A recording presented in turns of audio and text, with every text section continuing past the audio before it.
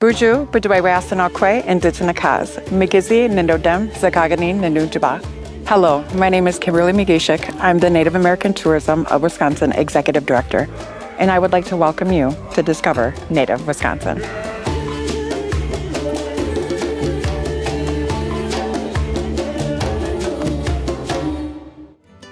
Please join us as we learn the importance of agritourism for Indigenous territories of the 11 sovereign tribes in the state of Wisconsin. Join us as we head to Forest County Potawatomi and learn how they are revitalizing native food systems.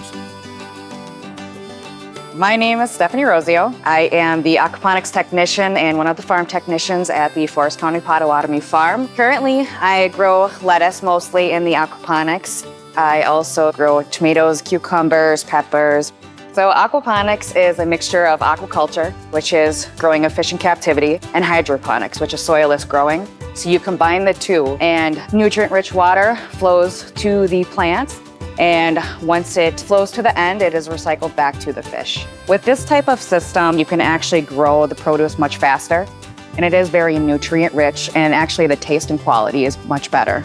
We strive for sustainability. We raise our own livestock. We make our own syrup. We bottle our own honey. We have a storefront on site. We provide products that are indigenously made, eco-friendly, indigenously branded giftware.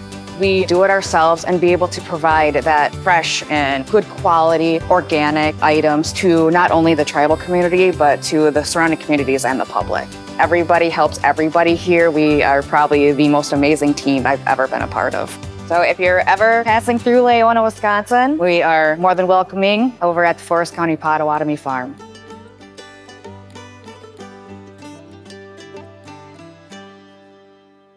Next, we head to the Lumber and Logging Museum to dive into the rich history of the Menominee people and their forest management practices.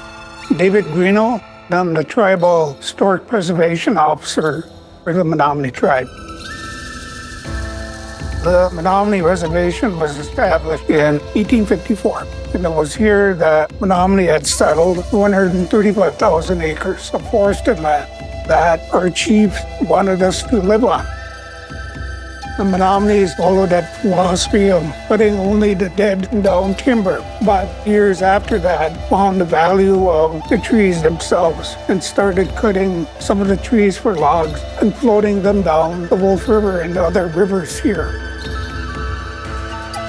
The income from sales of those logs, the Menominees were able to provide a living for health, education, and benefits to our people.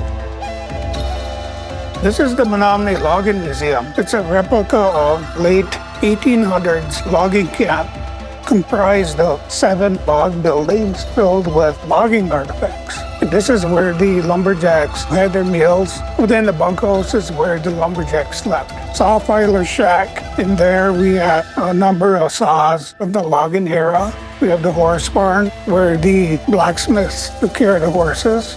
The blacksmith shop, of course, where the blacksmith made horseshoes and other things. The Menominee Culture Museum, we have Menominee artifacts representing the culture and history and language of our people. The Menominees are the oldest continuing living residents of the state of Wisconsin, and both of these museums are a representation of that.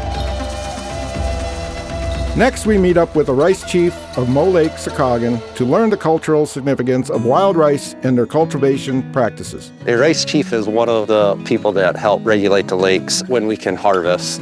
We open up the lakes. We will go out and check the lakes often, and when we feel the rice is ready to pick from, because people will buy it in the green stage to replant and process it themselves. In our prophecies, what was told to us was that there's going to be a place where there's food that grows on water, and that's why we put our tobacco down and ask for that health and strength and that life that we always ask for. It's partly why we live here today, is because of the abundancy of the wild rice.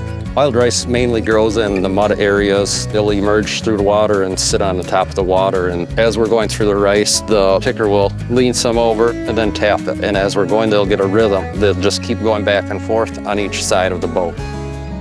I think it's really important that we do pass this down for younger generations, because I don't want to see 30, 40 years down the road that nobody's practicing our traditions anymore.